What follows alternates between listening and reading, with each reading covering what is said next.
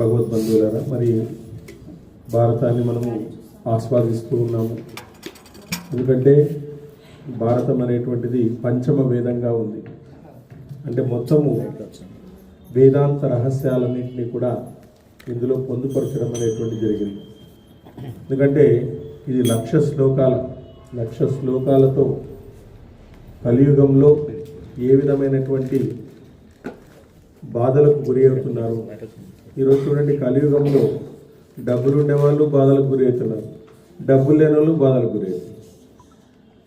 అన్నిటికీ మనకు అన్ని సౌకర్యాలు ఉన్నప్పటికీ కూడా ఒక సహజమైనటువంటి ప్రవృత్తిలో మనం లేకుండా పోతున్నాం. ఇన్ని గ్రంథాలు చదువుతున్నాం. ఇంకా ఇప్పుడు మన కాలంలో కంటే ఇప్పుడు 10 సంవత్సరాల నుంచి వచ్చే దాంట్లో యూట్యూబ్లో అనేక రకాలైనటువంటి వస్తుంటాయి. ఇన్ని వింటున్నప్పటికీ కూడా మన సహజ ప్రవృత్తిని మనము అలవర్చుకోలేకుండా పోతున్నాం. మనలో మార్పు రాలేదు. ఎందుకంటే ఈ కలియుగం అనేటువంటిది అంత మాయా ప్రపంచంగా తయారవుతాడు. కలిపురుషుడు ఎట్లున్నాడంటే వీళ్ళని ఎప్పుడు కబలిస్తామా అనేటట్లున్నాడు. అందుకు భగవంతుడు తనే వేదవ్యాసుని రూపంగా వచ్చి మరి అనేకమైనటువంటి ధర్మ సూక్ష్మాలను, ధర్మాలనే కాకుండా ధర్మ సూక్ష్మాలను కూడా తెలియచేసి, మీరు ధర్మాన్ని ఒకటి పట్టుకోండి, మిగతా కార్యక్రమం అంతా నేను చేస్తాను అంటున్నాడు. భగవంతుడు ఫోటో పెడితే రాడు, ధర్మం పెడితే వస్తాడు.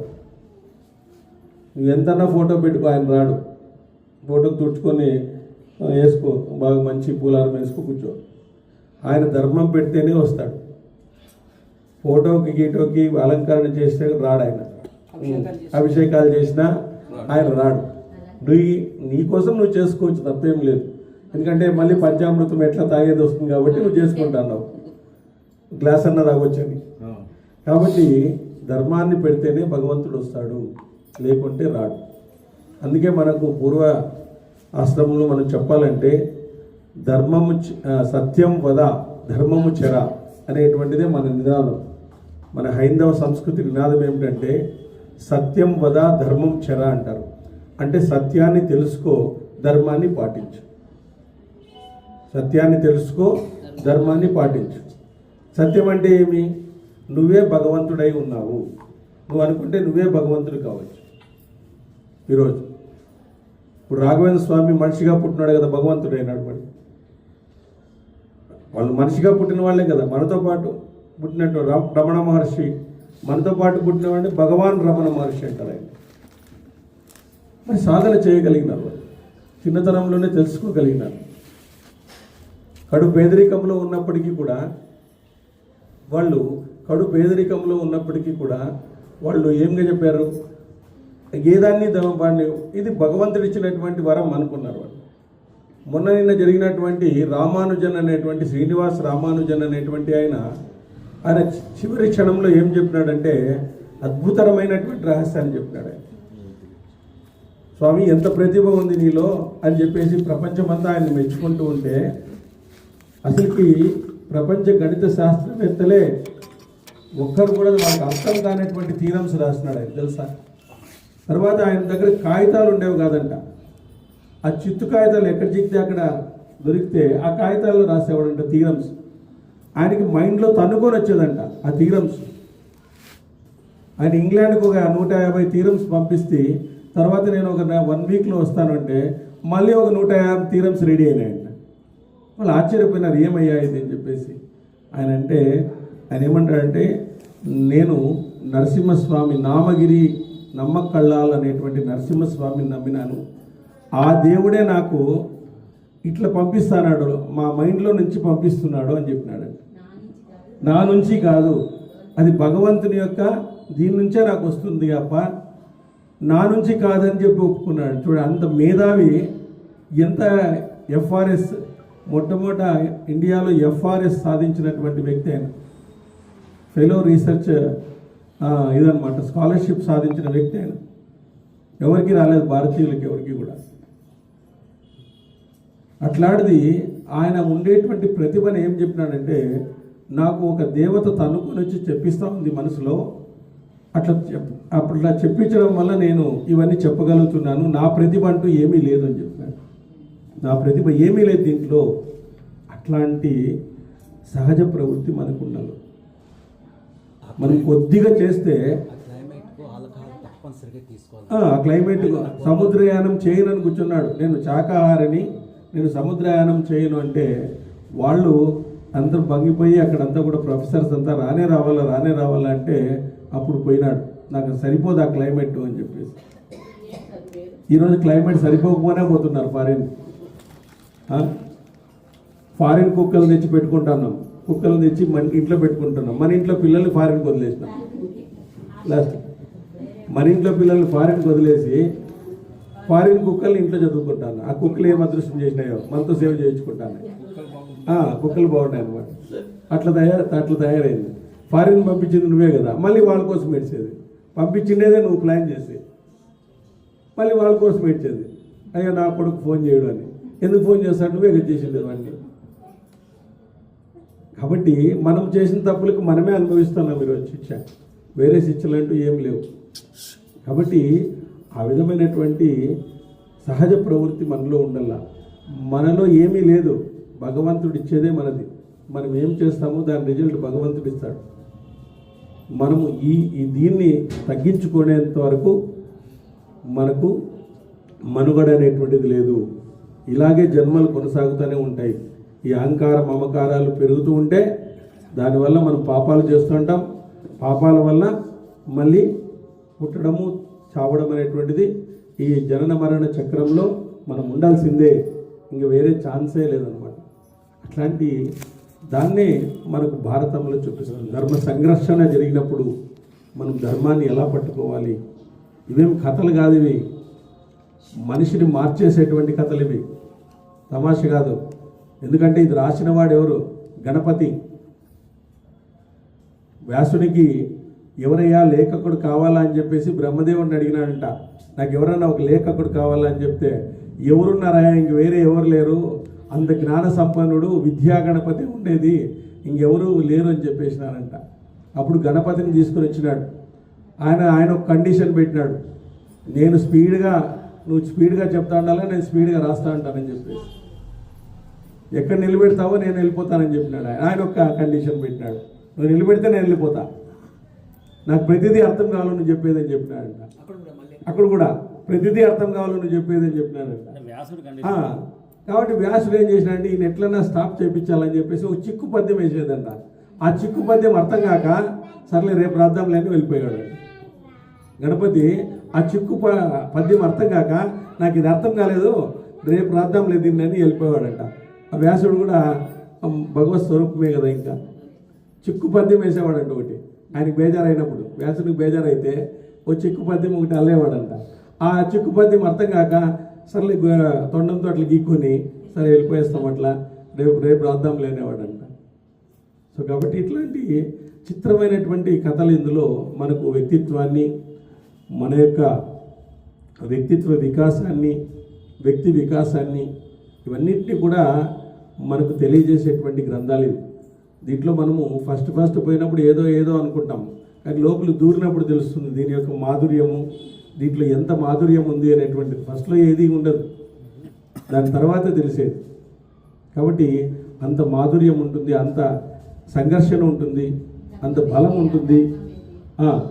కాబట్టి ఇట్లాంటి గ్రంథాలని మనము అసలు చెప్పుకుంటున్నామంటే ఏదో పూర్వజన్మ సుకృతం అని చెప్పుకోవచ్చు. దీన్ని ఏదో పూర్వజన్మలో మనం ఏదో పుణ్యం చేసినామని చెప్పుకోవచ్చు అన్నమాట. అట్లాంటి గ్రంథాలని మనం ఈరోజు చదువుకుంటున్నామంటే నాకు ఎంత అయితే ఒక్కోసారి అంత ఉద్వేగం కూడా వస్తుంది. ఒక్కోసారి ఎంత చెప్పగలుగుతున్నాము, ఇంత వినయ వాళ్ళు ఉన్నారు, ఎంత చెప్పగలుగుతున్నాము, ఎంత అదృష్టం చేసినామో మేము భగవంతుడికి వేల ప్రణామాలు జరుపుకోవాలని. ఒకసారి కాదు, వేల ప్రణామాలు తెలుసుకుంటూ మనం చేయాలా. సో ఇట్లాంటి దాంట్లో ఇక్కడ కృపా ద్రోణ అశ్వత్థామల జననం, ద్రోణుడు పరశురాముడి నుంచి శస్త్రాస్త్రాలను పొందుట అనేటువంటిది 129వ అధ్యాయం. కృపాస్యపి మమ బ్రహ్మన్ సంభవం వక్తుమర్హసి సరస్త కథం భజే కథం వ్యాస్నేన వాస్తవన్ అన్నాడు. అంటే బ్రాహ్మణోత్తమ కృపుడు ఎలా జన్మించాడు దాన్ని వివరించండి. రెల్లు పొదలో ఎలా పుట్టాడు, శస్త్రాస్త్ర విద్యలను ఎలా అభ్యసించాడు అని చెప్పి జనమేజయుడు వైశంపాయనుడు అడుగుతున్నాడు. వైశంపాయనుడు చెప్తున్నాడు, గౌతమ మహర్షికి శరద్వత్ గౌతముడు అనే పేరు గల కుమారుడు ఉండేటువంటి వాడు. గౌతమ మహర్షికి శరద్వత్ అనేటువంటి గౌతముడు పేరు గల కుమారుడు ఉండేవాడు మహారాజా. ఆ కుమారుడు రెల్లుతో పాటు జన్మించినాడు. పరంతప శరద్వత్ గౌతమునకు ధనుర్వేద అధ్యయనంపై ఉన్న ఆసక్తి వేదాధ్యయనం పైన లేదు. అతనికి ధనుర్వేదం మీద అంటే ఈ విలు విద్య మీద ఎక్కువగా అతనికి ఆసక్తి ఉండేది, వేదాధ్యయనం మీద అతనికి ఉండేది వంటిది కాదు. బ్రహ్మచారులు తపస్సు ద్వారా వేద జ్ఞానాన్ని పొందినట్లు శరద్వత్ గౌతముడు తపస్సు ద్వారా సర్వశాస్త్రాలను ఆయన పొందగలిగినాడు. సర్వశాస్త్రాలను కూడా పొందగలిగినాడు. తను ధనుర్విద్య పారంగతత్వం చేత విస్తారమైన తపస్సు చేత ఆయన దేవేంద్రునకు ఎంతో ఖేదాన్ని కలిగించినాడు. అంటే ధనుర్వేద సారంగత్యం చేత విస్తారమైనటువంటి తపస్సు చేత దేవేంద్రునకు ఎంతో ఖేదాన్ని అంటే కొంత బాధను కలిగించినాడు. అంటే ఇంత గొప్పవాడు ఉన్నాడా, ఎంత గొప్పవాడు ధనుర్విద్యలో గొప్పవాడైతున్నాడా అని చెప్పేసి ఆ ఇంద్రుడికి ఎప్పుడు కూడా అతని పీఠం కదిలితే ఆయనకి కొంత అసూయ ఏర్పడుతుంది. ఏదో విధంగా వాళ్ళని ఆ తపస్సులను భంగం చేయడం, ఈ విధంగా ఏదో ఒకటి చేసి వాళ్ళని అక్కడ రాకుండా చేసేస్తాడు ఆయనలో ఉండేటువంటి ఇదనమాట. కౌరవ ఆ తర్వాత దేవేంద్రుడు జానపది అనే పేరు గల ఒక దేవకన్యను శరద్వత్ గౌతమి తపస్సుకు విఘ్నం కలిగించమని పంపించాడు. మొదలైంది ఆయన ఒక జానపది అనేటువంటి పేరు గల ఒక దేవకన్య. ఆ జానపది అందమైన శరద్వత్ గౌతముని ఆశ్రమానికి వెళ్ళి ధనుర్బాణాలు ధరించి ఉన్న ఆ గౌతమిలో లోభాన్ని రేకెత్తించింది. కొంత మోహాన్ని వ్యామోహాన్ని ఇచ్చేసింది. గౌతముడు ఆ వనంలో ఏకవస్త్రధారిణి అయి ఆమెను చూసి అసాధారణమైన ఆమె సౌందర్యానికి ఆశ్చర్యపోయాడు. సో దేవకన్యలు అద్భుతమైనటువంటి సౌందర్యం, అందంగా ఉంటారు, వాళ్ళు చూస్తూనే ఆకర్షణీయంగా ఉంటారు. ఆ విధమైనటువంటి ఆకర్షణ వలన ఆమె సౌందర్యానికి ఆశ్చర్యపోయినాడు. ఆమె కన్నులు వికసించినాయి. ఆయన చేతి నుంచి ధనుర్బాణాలు నేల పడిపోయినాయి. ఆమెను చూచి ఆ గౌతముడు శరీరం కూడా కంపించింది. చూడండి, అంత అద్భుతమైనటువంటి అందం కలిగినటువంటి వాడు. ఆయన జ్ఞానం చేత గొప్పవాడు, తపశ్శక్తి గలవాడు కాబట్టి మహాప్రాజ్ఞుడు, అత్యంత ధైర్యంతో నిలవగలిగినాడు. గౌతమ శరీరం కంపించినప్పటికీ కూడా పడిపోలేదు. ఆయన కొంత స్టెబిలిటీగానే ఉన్నాడు. కానీ రాజా ఆయన మనసులో వికారం కలిగిన వెంటనే ఆయన దాన్ని గమనించలేదు. ఆయనలో వికారం కలిగింది. ఆ విధమైనటువంటి ఆ ముని ధనుర్బాణాలు వీడి కృష్ణంజినాన్ని త్యజించి ఆశ్రమాన్ని అప్సరసను వీడి అక్కడి నుంచి వెళ్ళిపోయినాడు. రాజా అతని వీర్యం రెల్లుగడ్డులో పడిపోయింది. స్థిరస్తంభంతో పడిన ఆ వీర్యం 2 ముక్కలైంది. ఆ రీతిగా శరద్వత్ గౌతమునికి ఇద్దరు పిల్లలు పుట్టారు. ఆ సమయంలో శంతన మహారాజు యాదృచ్ఛికంగా అక్కడ వేటాడుతున్నాడు. ఆయన సేనల్లో ఒకడు ఆ పిల్లలను చూశాడు. అక్కడ ధనుర్బాణాలను కృష్ణాంజనాన్ని గమనించిన ధనుర్వేద పాదంగుతుడైన ఏ మహర్షికో పుట్టిన పిల్లలని భావించి ఆ పిల్లలను ధనుర్బాణాలను మహారాజునకు చూపించాడు. దయాళువైన ఆ మహారాజు ఆ పిల్లల జంటను తీసుకుని ఇంటికి వచ్చి వారు తన బిడ్డలే అని చెప్పుకొని సాగారు. అదనమాట. ఆపై ఆ ప్రతీపుని కుమారుడైనటువంటి శంతన మహారాజు ఆ గౌతమిని ఆ బిడ్డలను పెంచుతూ సమయోచిత సంస్కారాలు జరిపించినాడు. శరద్వత్ గౌతముడు ఆశ్రమం నుంచి వెళ్ళి మరొక చోటకు ధనుర్వేదాన్ని అభ్యసించసాగినాడు. కృపతో తాను ఆ పిల్లలను పెంచాడు కాబట్టి శంతన మహారాజు కృపి అని వారికి పేర్లను పెట్టినాడు. శరద్వత్ కుమారుడు తన తపశ్చేత తన బిడ్డలను శంతనుడు రక్షించినట్లుగా కూడా గమనించినాడు. వాళ్ళకి తెలిసింది అది ఈ నా బిడ్డల్ని శంతన మహారాజు రక్షించినట్లుగా గ్రహించగలిగినాడు. ఆ తర్వాత రహస్యంగా వచ్చి తన కుమారుడు తన గోత్రముతో పాటు మొత్తం విషయాన్ని విన్నాడు. 4 విధాలైనటువంటి ముక్త, ఆముక్త, ముక్త అముక్తం, మంత్రముక్తం, ధనుర్వేద వివిధ శాస్త్రాలను వాటి నిగూఢ రహస్యాలను కూడా సంపూర్ణంగా తెలియజేసినాడు. స్వల్పకాలంలోనే ఆ కృపుడు ధనుర్వేదంలో గొప్ప ఆచార్యుడు కాగలిగినాడు. అంటే తన కుమారుని కూడా గొప్ప ధనుర్వేద పారంగతునిగా చేసేశాడు ఈయన ఆ శరద్వత్ గౌతముడు. ఆ కృపుడి నుంచి మహారథులైన ధాత్రాష్ట్రులు, పాండవులు, యాదవులందరూ కూడా ధనుర్వేదాన్ని నేర్చుకున్నారు. ఇప్పుడు కృపుడు కూడా వాళ్ళకి నేర్పించినాడు. పాండవులకి, కౌరవులకి అంతా కూడా శస్త్ర విజ్ఞానాన్ని నేర్పించినాడు. పృష్టి వంశస్థులు, వివిధ దేశాల నుంచి వచ్చిన ఇతర రాజులు కూడా కృపిణి దగ్గర ధనుర్విద్యను నేర్చుకున్నారు. సో వైశంపాయనుడు ఇలా అన్నాడు, రాజా, కృపాచార్యుని దగ్గర కౌరవ పాండవులు ధనుర్వేద అభ్యసించిన తర్వాత భీష్ముడు తన పౌత్రులను అధ్యాపనం ద్వారా విశేషాజ్ఞలు చేయదలిచి విలువిద్యలో మేటిగాడై పరాక్రమమైన ఆచార్యుని కొరకు విచారణ ప్రారంభించినాడు. కొంత కృపిణి ద్వారా వాళ్ళు తెలుసుకున్నారు. తర్వాత ఇంకా కొద్దిగా వీళ్ళు ధనుర్ధారి దాంట్లో అస్త్రశస్త్రాల్లో ఒక నిష్ణాతులు కావాలని చెప్పేసి ఎవరున్నారని విచారణ చేసినాడు. బుద్ధివంతుడు, మహాభాగ్యశాలి, నాశాస్త్ర కోవిదుడు, దేవతా శక్తిశాలి అయినటువంటి తన వారిని అస్త్ర విద్యలో గొప్పవారిని చేయదలిచిన భావించి భరతశ్రేష్ఠుడైన గాంగేయుడు భరద్వాజ వంశస్థుడైనటువంటి వేదవేత్త అయినటువంటి ద్రోణునకు పాండవ కౌరవులను పరిచయం చేశాడు. సో కృపుడి ద్వారా మొట్టమొదటి నేర్చుకున్నారు. తర్వాత ఈ పాండవ కౌరవులకు సరైనటువంటి ఇంకా మంచి ఒక హయ్యర్ అథారిటీ కలిగినటువంటి ఎవరైనా కావాలని చెప్పేసి ఆ విధంగా ద్రోణుణ్ణి పాండవ కౌరవులకు పరిచయం చేశాడనమాట. మహా యశస్వైన ద్రోణుడు వారందరినీ శిష్యులుగా స్వీకరించి ధనుర్వేదాన్ని సంపూర్ణంగా బోధించినాడు.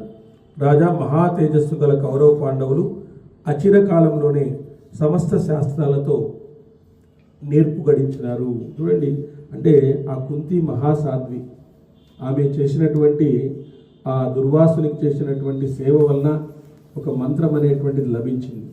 అదేవిధంగా మాద్రి, చూడండి, మాద్రి కుంతిని పొగిడిందనమాట. భారతంలో మాద్రిని కుంతి పొగిడింది. అంటే సవతులు ఒకరినొకరు కొట్లాడుకుంటారు 24 గంటలు. ఆ ద్వేషం ఎక్కువగా ఉంటుంది.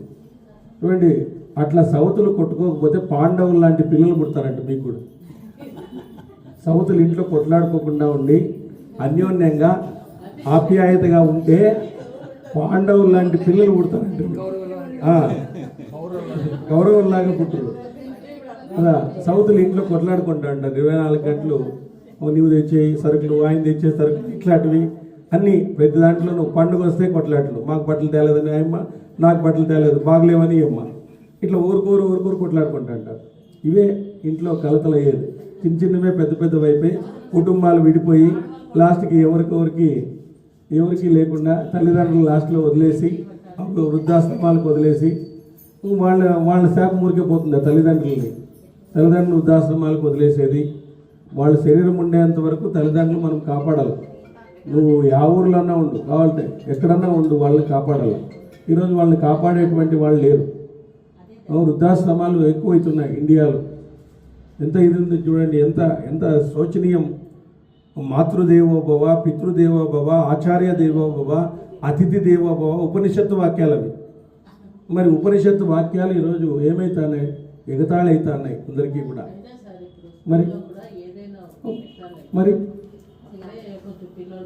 పిల్లల్లో కూడా తల్లిదండ్రుల భావన, గురువు అంటే ఒక భావన అనేటువంటి లేకుండా పోవడం వల్ల వాళ్ళకి చదువు రావడం లేదు. ఈరోజు చదువుకుంటున్నారు, ఏదో మార్కుల కోసం చదువుకుంటున్నారు, కానీ వాళ్ళలో సంస్కారం లేదు. చూడండి, వాళ్ళకి సంస్కారం నేర్పించకపోతే, పిల్లలకి మనము సంస్కారం నేర్పించకపోతే అంతిమ సంస్కారానికి కూడా రారు. వాళ్ళు చెప్తానని చూడు, అంతిమ సంస్కారానికి కూడా రారు. ఇది ఎన్నో ఘటనలు ఈరోజు జరుగుతున్నాయి. ఈరోజు ఎన్నో ఘటనలు జరుగుతున్నాయి, మనం చూసిద్దాం, ఎన్నో వీడియోలు వస్తుంటాయి మనకి. అవన్నీ పెద్దగా వివరించే అవసరం లేదు ఇంకా. కాబట్టి అంతిమ సంస్కారానికి కూడా రాకుండా అయిపోతారు లాస్ట్కి పిల్లల్ని మనము ఇలా పెంచుకుంటూ పోతే. ఆ దేశాల్లో మాకొద్దు మీరు పోండి పోండి అన్న ఆ దేశాలను పట్టుకొని వస్తున్నారు. ఇట్లాంటి మంచి గ్రంథాలను చదివి గొప్ప వ్యక్తులుగా మారదాము. చరిత్ర సృష్టించే వ్యక్తులుగా మారినటువంటి వీళ్ళనందరినీ ఆదర్శంగా తీసుకొని మనం కూడా గొప్ప వ్యక్తులుగా మారినాం. నీ డబ్బు ఎవరు చూస్తారు? నీ జ్ఞానం చూస్తారు ఎవరన్నా కూడా. నీ డబ్బు ఎవరు చూడరే, నీ డబ్బు ఎవరు చూడరు. ఈరోజు నీ జ్ఞానమే చూస్తారు. వాళ్ళందరూ కూడా మన దేశం నుంచి తీసుకుపోయినటువంటి ఇట్లాంటి గ్రంథాలను వాళ్ళు తర్జమా చేసుకొని వాళ్ళు పాటిస్తున్నారు ఈరోజు. వాళ్ళు పాటించి గొప్పవాళ్ళు అవుతున్నారు ఈరోజు. మనము మన గ్రంథాలని చెప్పుకునేటువంటి గ్రంథాలని మనం ఈరోజు ఒక పేజీ కూడా చదువుకోకుండా ఉన్నాం. ఇప్పటికీ మన దేశంలో చాలామందిని పంచమహా గ్రంథాలు ఏవి అంటే తప్పు చెప్తారు, మాకు కొన్ని రావు సార్ అంటారు. కావాలండి పిల్లల్ని అడిగినా నేను పంచమహాగ్రంథాలు అవే అవసరం కొత్తవి అంటున్నారు పిల్లలు. చూడండి పంచమహాగ్రంథాలు ఏమి అంటే పిల్లలకు తెలియడం లేదు వాళ్ళు ఈరోజు. మరి ఎట్లాంటి పరిస్థితి వస్తుందో చూడండి ఈరోజు. అట్లాంటి పరిస్థితి మనం రాకుండా యువకులైనటువంటి వాళ్ళు ఇంట్లో సంస్కారం అనేటువంటిది పిల్లలకి మనం నేర్పించాలి. చిన్నతనం నుంచే పిల్లలకి సంస్కారం నేర్పిస్తే వాళ్ళు ఎక్కడున్నప్పటికీ కూడా వాళ్ళు గొప్ప వాళ్ళుగా తయారవుతారు. కాబట్టి అట్లాంటి మరి వీళ్ళు కౌరవ పాండవులు అచిర కాలంలోనే ద్రోణుని యొక్క కృప వలన, కృపాచార్యుడి కృప వలన, ద్రోణుని యొక్క కృప వలన వాళ్ళు అస్త్రశాస్త్రంలో మేటి మేధావులు అయిపోయినారు. బ్రాహ్మణోత్తమ ద్రోణుడు ఎలా జన్మించాడు, అస్త్ర విద్యలను ఎలా నేర్చుకున్నాడు, కౌరవ దేశానికి ఎలా వెళ్ళాడు, అసలు ఆయన ఎవరి కొడుకు అని జనమేజయుడు అడుగుతున్నాడు. విలుకాండ్రుల్లో మేటి అయిన అశ్వత్థామ ఆయన కొడుకు ఎలా పుట్టాడు, ఇదంతా వినాలని ఉంది అని చెప్పేసి చెప్పినాడు. అప్పుడు వైశంపాయనుడు అన్నాడు, గంగా ద్వారంలో పూజ్యనీడిన ఒక మహర్షి ఉండేవాడు. ఆయన పేరు భరద్వాజుడు. నిత్యము వ్రతదీక్షలో ఉండేటువంటి వాడు. ఆయన ఒక విశేష యజ్ఞాన్ని ఆచరిస్తూ భరద్వాజుడు ఇతర మహర్షులు వెంట పెట్టుకుని స్నానానికై గంగా నది దగ్గరకు వెళ్ళాడు. అక్కడ అద్భుత రూపవతి, రూప యవ్వన సంపన్నురాలు, యవ్వన మదముతో గర్వించినది అనేటువంటి ఘృతాచి అనేటువంటి అప్సరసను చూశాడు. ఘృతాచి అనేటువంటి అప్సరసను చూశాడు. ఆ నదీ తీరంలో ఆమె స్నానాంతరం బట్టలు మార్చుకుంటాంది. ఆమె బట్ట తొడిగిన సమయంలో ఋషి ఆమెను చూసి కామించాడు. ఆమెపై మనసు తగులుకొని ఆ ధీమంతుడైన భరద్వాజునికి వీర్యపతనమైంది. ఆ ముని దానికి యజ్ఞ కలశంలో ఉంచాడు. దాన్ని యజ్ఞ కలశంలో ఉంచాడు. వాళ్ళు వీర్యాన్ని కూడా వాళ్ళు పవిత్రంగా పవిత్ర జన్మకు వాళ్ళు ఉపయోగించినారు అన్నమాట. అట్లా కలశంలో ఆ తర్వాత మహాత్ముల కలశం నుంచి ద్రోణుడు జన్మించినాడు. టెస్ట్ ట్యూబ్ బేబీ మాదిరి ఆ వీర్యాన్ని ఉంచడం వల్ల అక్కడ కలశం నుంచి ఆ విధంగా ద్రోణుడు రామాయణంలో వస్తాడు. భరద్వాజ మహర్షి శ్రీరామునికి చెప్తాడు, ఈ ఇక్కడ ఉండండి అని చెప్పేసి ఆదిత్యం ఇచ్చేది ఇక్కడ ఉండండి, ఇట్లా వెళ్ళండి అని చెప్తాడు కదా. సో కాబట్టి ఈ విధంగా అంటే వాళ్ళ యొక్క ఋషుల తపోబలము దానివల్ల పుట్టాల్సినటువంటి ఇది ఏర్పడుతుంది అనమాట. అంటే అదొక లీలగా మనం తీసుకోవాలి. భగవంతుడి ఘృతాచి అనేటువంటి ఆమె అప్సరత ద్వారా దేవతలకు పూజ చేస్తారు.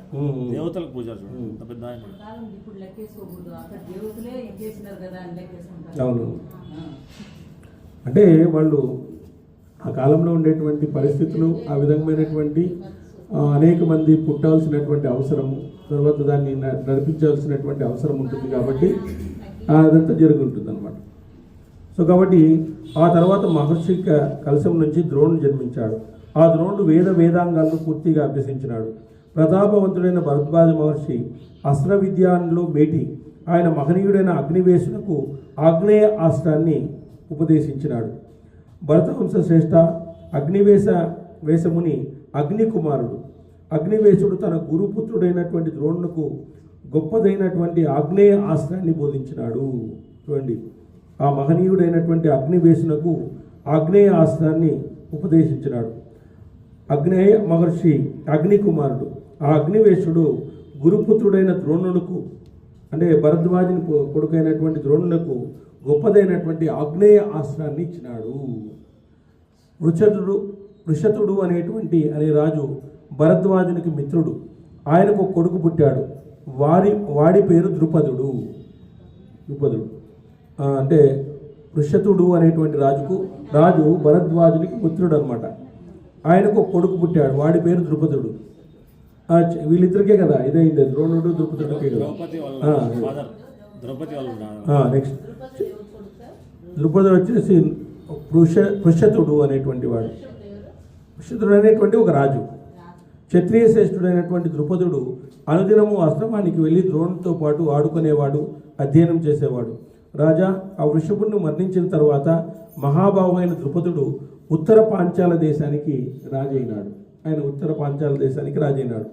కొంతకాలానికి భరద్వాజ మహర్షి కూడా మరణించినాడు. ద్రోణుడు ఆశ్రమంలో ఉంటూ ఘోర తపస్సు చేశాడు. వేదాంగ పారంగతుడైన ద్రోణుడు తన తపస్సుతో పాపాలన్నింటినీ పోగొట్టుకున్నాడు, కీర్తిమంతుడయ్యాడు. ఒకసారి పితరులను ఆదేశంగా భావించి పుత్రులు కనాలనేటువంటి ఆశతో శరద్వత్ గౌతముని పుత్రిక అయినటువంటి కృషిని ద్రోణుడు పెళ్ళాడాడు. కృపాచార్యుడు కృషి ఇద్దరు పుట్టారు కదా, ఆ కృషిని పెళ్ళాడాడు. ఆ కృషి సంతతము అగ్నిహోత్రం మీదను, ధర్మాచరణం మీదను, సంశయం మీదను ఆసక్తి గలది. గౌతమి అయినటువంటి కృషి కొడుకును కన్నది, వాడే అశ్వత్థామ. కృషి యొక్క కుమారుడే అశ్వత్థామ. వాడు పుట్టిన వెంటనే ఉచ్చైస్రవం సకిలించినట్లు అరిచినాడు. అంటే గుర్రం మాదిరి అరిచినాడు అంట, వాడు పుడుతూనే గుర్రం మాదిరి అరిచినాడు. గుర్రం ఈ దుర్యోధన పుట్టినప్పుడు ఏ విధంగా అయితే నక్కలరిసేది, కుక్కలరిసేది ఇట్లా జరిగిందో, అట్లా వీడు పుట్టినప్పుడు కూడా ఏ విధంగా అయింది. అశ్వత్థామ గుర్రం, ఉచ్చశ్రవం అంటే మంచి గుర్రం అని, ఉత్తమమైనటువంటి గుర్రం అని. ఈ సకిలింతను విని అదృశ్యంగా ఉన్న ఆ శరీరవాణి ఇలా పలికింది. ఈ బాలుడు శబ్దం చేస్తుంటే అది అన్ని దిక్కులా గుర్రము సకిలింతలా వినిపిస్తూ ఉంది. కాబట్టి ఇతనికి అశ్వత్థామ అని పేరు. ఆ కుమారుని చూసి ద్రోణుడు ఆనందపడినాడు. బుద్ధివంతుడైనటువంటి ద్రోణుడు ఆశ్రమంలో నివసిస్తూ ధనుర్వేదంలో నిష్ఠాగతుడైనాడు. రాజా ఆ సమయంలోనే ఆ ద్రోణుడు పరశురాముని గురించి విన్నాడు. పరశురాముడు మహాత్ముడు, పరంతపుడు, సర్వం తెలుసుకున్నవాడు, క్షత్రదారులు శ్రేష్ఠుడు, బ్రాహ్మణుడు. తన సంపదనంతా అప్పుడే బ్రాహ్మణులకు ఇవ్వగోరినాడు. ఆ ద్రోణుడు పరశురాముడు ధనుర్వేద దివ్యాస్త్రాలను గురించి విని వాటిపై మనసు పడ్డాడు. ఆయన దగ్గర నీతి శాస్త్రాన్ని నేర్చుకోవాలని ఉబలాట పడినాడు పరశురాముని దగ్గర. ఆ తర్వాత మహాతపస్వి అయినటువంటి ఆ ద్రోణుడు తపస్సంపన్నులు, బ్రహ్మచర్యావ్రత నిష్ఠులు అయినటువంటి శిష్యులతో కలిసి మహేంద్ర పర్వతానికి వెళ్ళాడు. ఆ మహాతపస్వి అయినటువంటి ద్రోణుడు మహేంద్ర పర్వతం చేరి అక్కడున్న దమాది గుణాలకు ఆశ్రయుడు, శత్రుసంహారకర్త అయినటువంటి పరశురాముని చూశాడు. పరశురామునితో నీతి శాస్త్రాన్ని నేర్చుకోవాలని చెప్పేసి ద్రోణుడు తన పరివారంతో వెళ్ళాడు. ఆపై శిష్యులతో కలిసి ద్రోణుడు పరశురాముని సమీపించి తన పేరున అంగీరస వంశంలో తన పుట్టుకను తెలియజేశాడు. నేను అంగీరస వంశ గోత్రికుడిని, ఈ విధంగా నేను వచ్చాను అని తన గురించి తెలియజేశాడు. నేలపై తలను వాల్చి పాదాలకు నమస్కరించి ఆ సమయంలోనే అన్నింటినీ పరిత్యజించి వనాలకు వెళ్ళగొడుతున్నటువంటి మహాత్ముడైన ఆ పరశురామునితో ద్రోణుడు ఇలా అన్నాడు: బ్రాహ్మణ శ్రేష్ఠ, నేను భరద్వాజునికి పుట్టిన కొడుకుని, అయోనిజుడిని, ధనాన్ని కోరి నీ దగ్గరకు వచ్చిన వాడిని ద్రోణుడును. అప్పుడు సర్వక్షత్రియుడు మర్దించిన ఆ మహాత్ముడు పరశురాముడు ఇలా అన్నాడు: ద్విజోత్తమ, నీకు స్వాగతం. నీకేమి కావాలనో చెప్పు. పరశురాముడు అలా అడగగానే ద్రోణుడు మేటి సూర్యుడు సమస్త ధనాన్ని దానం చేయ సంకల్పించిన వాడై పరశురామునితో ఇలా అన్నాడు: విపుల వ్రత, నేను అనంత ధనాన్ని కోరుతున్నాను అని అడిగినాడు. అనంత ధనాన్ని కోరుతున్నాను అన్నాడు. తపోధన, నా దగ్గరున్న బంగారాన్ని, ఇతర ధనాన్ని బ్రాహ్మణులకు ఇచ్చివేశాను. అలాగే గ్రామాలను, నగరాలతో సముద్ర పర్యంతమైన ప్రకాశిస్తున్న నా భూమండలాన్నంతా కశ్యపునికి ఇచ్చేశాను. నేను కశ్యపునికి ఇచ్చినాను, బ్రాహ్మణులకు ఇచ్చేసినాను. ఇప్పుడు నా శరీరము, గొప్ప అస్త్రాలు, వివిధ శస్త్రాలు మాత్రమే మిగిలి ఉన్నాయి. నా దగ్గర ఏమీ లేవు. నా శరీరం మిగిలి ఉంది, గొప్ప అస్త్రాలు నా దగ్గర ఉన్నాయి, గొప్ప శస్త్రాలు మాత్రమే మిగిలి ఉన్నాయి అని చెప్పాడు. అని చెప్తే, కాబట్టి నువ్వు అస్త్ర పరిజ్ఞానాన్నో శరీరాన్నో కోరుకో, ఆ రెండు ఇవ్వడానికి నేను సిద్ధంగా ఉన్నాను. పరశురాముడు అన్నాడు: నాకు అస్త్రాలు, శస్త్రాలు, శరీరం ఉన్నాయి, ఏమైనా కోరుకో, నేను ఇవ్వడానికి సిద్ధంగా ఉన్నాను అన్నాడు. ద్రోణ త్వరగా చెప్పు, నేనేమిచ్చేది? భార్గవ, ప్రయోగ రహస్యాలను ఉపసంహార విశేషాలతో అస్త్రాలన్నిటికీ నాకు ఇచ్చేసేయి, అస్త్రాలన్నింటినీ నాకు ఇచ్చేసేయి. అలాగే అని పరశురాముడు ద్రోణుకి సమస్తాలని ఇచ్చేసి రాసి చూడండి. వాళ్ళు ఋషులు ఎంత త్యాగదండులు చూడండి. వాళ్ళకు ఉండేటువంటి జ్ఞానాన్ని వాళ్ళకి పంచేసినారు. కాబట్టి జ్ఞానాన్ని మనం ఎప్పుడు పంచాలి. పంచితే పెరిగేది జ్ఞానం, పంచితే పెరిగేది ధనం. కాబట్టి మనము జ్ఞానాన్ని పంచుతూ ఉండాలి. ఆ జ్ఞానాన్ని పంచుతూ ఉన్నప్పుడు అది పెరుగుతుంది ఇంకా మనం. అంటే ఆ జ్ఞానాన్ని మనలోనే ఉంచుకోకూడదు. ఈరోజు కలియుగంలో చూడండి, ఎంతోమంది ఉన్నారు, బాగా తెలిసిన వాళ్ళు ఉన్నారు, ఎంతో మహాపండితులు ఉన్నారు. వాళ్ళు సాయంత్రం పూట్ల ఆ గుడుల దగ్గర కూర్చొని మాట్లాడుకుంటుంటారు. తమ దగ్గర ఉండేటువంటి సంపదను పిల్లలకు పంచితే కదా, పిల్లలకు పంచితే కదా.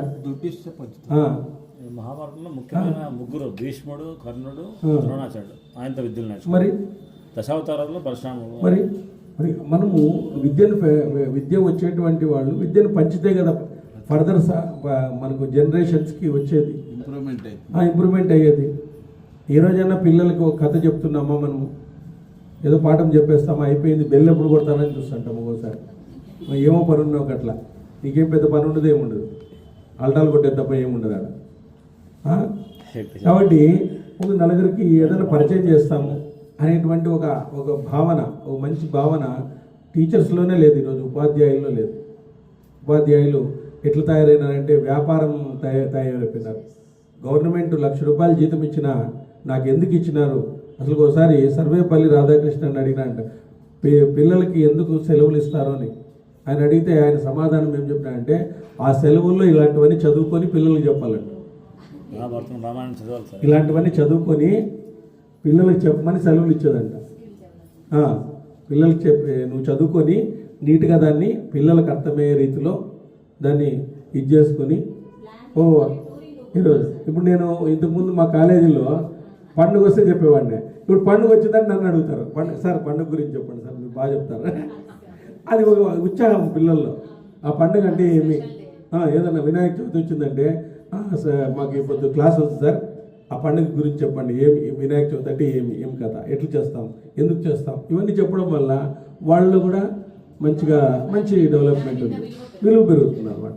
అది మనం చెప్పగలగాల. చెప్పి అందుకే ఇవన్నీ చదవమని చెప్పేసి మనకి హాలిడేస్ ఇస్తారు. హాలిడేస్లో మనము టూర్లు అది ఇది పోతుంటాం, అయిపోయాయి ఇంకా అంతే. అక్కడ అట్లా మ్యాథ్స్ డేలో చెప్తాం కదా, నేను మ్యాథ్స్ డే కూడా పెట్టినాను, 13 నిమిషాలు ఏదో ఉంది, ఒకటి వీడియో పెట్టాము, మంచి విషయాలను సెలెక్ట్ చేసి. ఓకే అట్లే అదే. కాబట్టి ఇక్కడ ధనుర్వేద రహస్యాలను ఇవన్నీ ఇచ్చేశాడు. ఇచ్చిన రహస్యాలు వ్రతపాలన నియమాలతో సహా ధనుర్వేదాన్ని సంపూర్ణంగా ఉపదేశించాడు. వాటిని గురించి ద్విజస్సులైనటువంటి ద్రోణుడు అస్త్ర విద్యలో నిష్ఠాగతుడైనాడు. పరమానందంతో తన ప్రియమిత్రుడైన ద్రుపదుని దగ్గరికి వెళ్ళాడు. రాజా ఆపై ప్రతాపవంతుడైనటువంటి ద్రోణుణ్ణి ద్రుపదుడు దగ్గరికి పోయి, రాజా నేను నీ మిత్రుడను, నిన్ను కలవాలని వచ్చాను అన్నాడు. మిత్రుడైనటువంటి ద్రోణుడు ప్రేమపూర్వకంగా అలా అన్న తర్వాత పాంచాల రాజు అయినటువంటి ద్రుపదుడు ఆయన మాటలను సహించలేకుండా పోయినాడు. వీళ్ళిద్దరికీ వైరం పడుతుంది. పాంచాల రాజు కోపంతో అసహనంతో బొమ్మ ముడివేసి కన్నెర చేసి ఐశ్వర్యమదంతో ద్రుపదరాజు ద్రోణునితో ఇలా అన్నాడు. ద్రుపదుడు ఎలా అన్నాడు, బ్రాహ్మణ నీకు బుద్ధి అపరిపక్వం. ద్విజ నేను నీకు మిత్రుడును, ఇంత గట్టిగా నువ్వు మాట్లాడడం అసంభవం. నేను మిత్రుడిని, ఇంత గట్టిగా నువ్వు ఎందుకు మాట్లాడుతున్నావు? బుద్ధిహీనుడా, పెద్ద పెద్ద రాజులకు సంపదలు డబ్బులు లేని నీ వంటి నరులతో ఎక్కడ స్నేహం కుదురుతుంది? మనమిద్దరు స్నేహితులే కాదు అని అహంకారంతో అంటున్నాడు. రాజు కదా, ఇద్దరు కలిసి చదువుకున్నారు కానీ ఇష్టం లేదు. అంటే ఒక సంపద వచ్చిన తర్వాత మనకు ఏమైపోతుందంటే మన బంధువులను వాళ్ళని చిన్న చూపు చూస్తాం. మనం చిన్న చూపు అహంకారంతో పోతాం. ఈ అహంకారాన్ని దించేస్తుంది అనమాట. మహాభారతం అనేది ఈ అహంకారాన్ని దించేస్తుంది. కాలం గడిచిపోతుంటే స్నేహాలు కూడా నశించిపోతాయి. గతంలో మనమిద్దరము సమానులం కాబట్టి నాకు నీతో స్నేహం ఉండేది. చూడండి, ఈ లోకంలో ఎవరికీ శాశ్వతమైన సఖ్యం మనసులో నిలవదు. కాలమే ఇద్దరిని వేరు చేస్తుంది, లేదా క్రోధం స్నేహాన్ని హరిస్తుంది. కాలం ఇద్దరిని వేరు చేస్తుంది, క్రోధం స్నేహాన్ని హరిస్తుంది. ఈ విధంగా నశ్వరమైన స్నేహం మీద నమ్మకం వద్దు. మన మిత్రులమన్న భావన మనసులో నుంచి తొలగించుకో. ద్విజోత్తమ, గతంలో మనము కలిసి ఆడుతూ చదువుకునే వారం కాబట్టి నీతో మైత్రి ఉండేది.